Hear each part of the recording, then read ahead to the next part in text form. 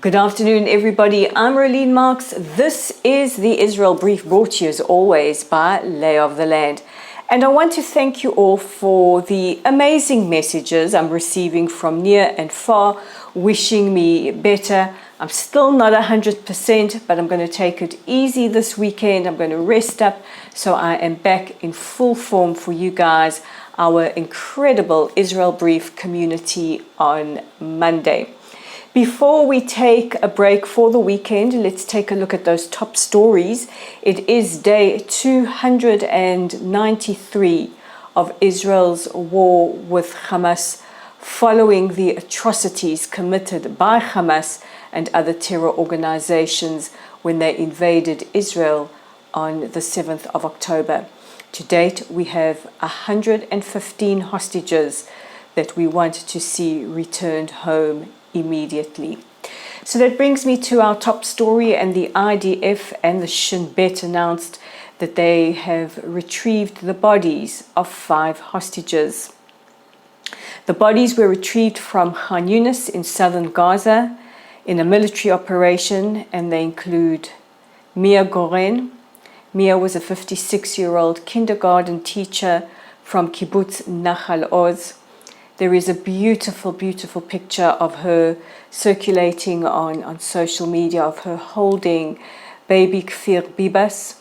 Baby Kfir Bibas, who has spent most of his life in captivity, is still held hostage. We don't know where he is, but please God, he will be returned to us alive.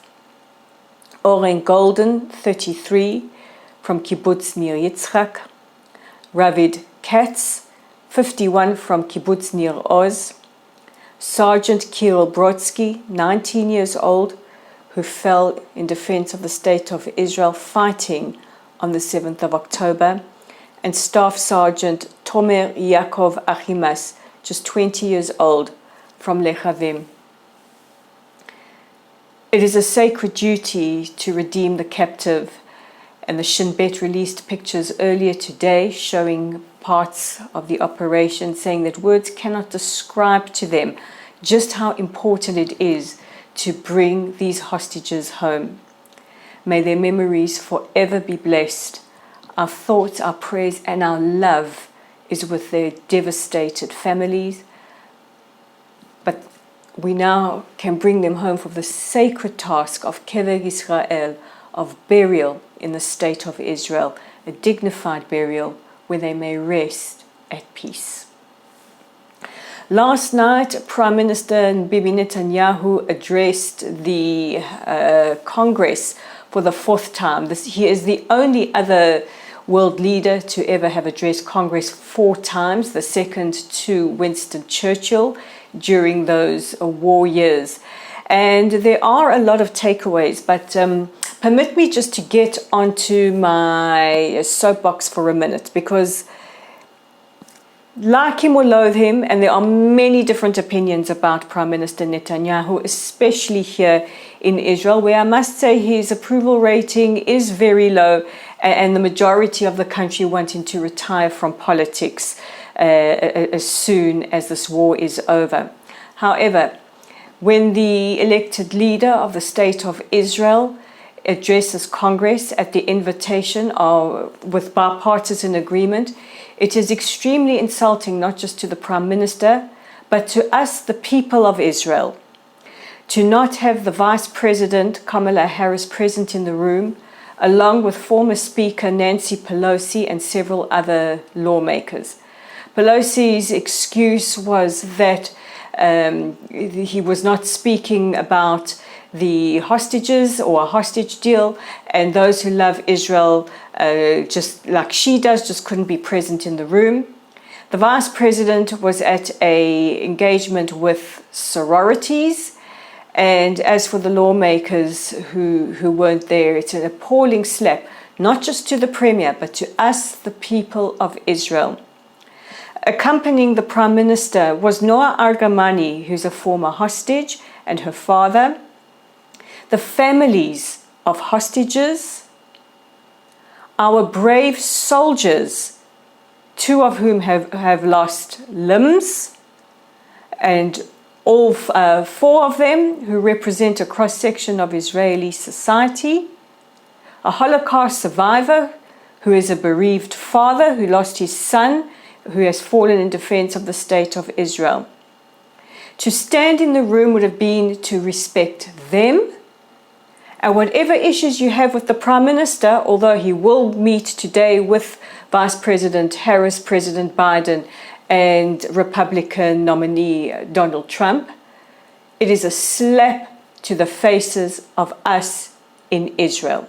Okay, so on to the takeaway. So the speech, which was a very, very good speech, was very much tailored towards an American audience. For us Israelis, we have some criticisms with the speech, that he didn't address issues that we find pertinent, and the most important one for us, of course, is the deal regarding the hostages. However, he knew who he was speaking to. So some of the standout takeaways, I have made some notes.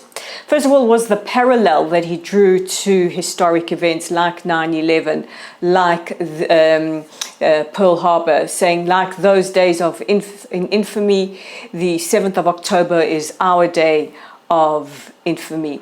He also made the comparison between the barbarism carried out by Hamas and their other terror organizations and the civilized world. He took aim at the protesters, and let me tell you something, the scenes that I saw in Washington DC were absolutely appalling. Maggots put into a meeting room where members of the Israeli and American delegations would meet. An effigy demonizing the Prime Minister. Now, we Jews are used to being demonized. It's happened since time immemorial. And you can criticize the Prime Minister all you want, but when you demonize him, you demonize the state of Israel. Hamas flags being flown, American flags being burnt, American monuments being defaced. This is not about Israel anymore. This is an assault on American and Western values, on Judeo-Christian values. And if you are allowing this in your cities, look at what happened on the 7th of October to us. On the upside, some of these imbeciles that were flying Hamas flags and burning American flags didn't have masks on, making them much easier to arrest. Other takeaways that I took from the speeches, he did take aim at the protesters, saying that, you know, they're absolutely ludicrous, and also speaking about how influential Iran is, because Iran is behind this and the terror attacks around the world. He spoke about Iran attacking us through the proxies and the importance of our fight being America's fight, our victory being America's victory.